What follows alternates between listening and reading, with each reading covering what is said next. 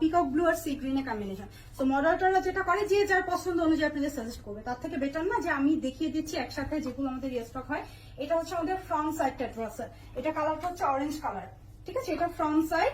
And এটা হচ্ছে ড্রেসের যে ব্যাক সাইডের ডিজাইনটা আছে, হ্যাঁ ব্যাক সাইডের ডিজাইনটা কোন জায়গা থেকে স্টার্ট হবে এটা একটু আমি দেখিয়ে দেই, জাস্ট ওয়েট।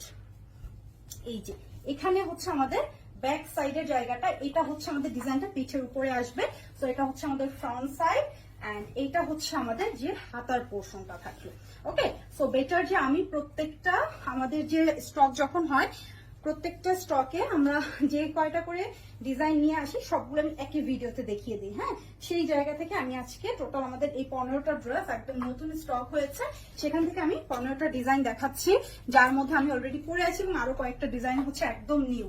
ঠিক আছে, একদম নিউ আমার পেজে। যেটা ভালো লাগে স্ক্রিনশট নেবেন।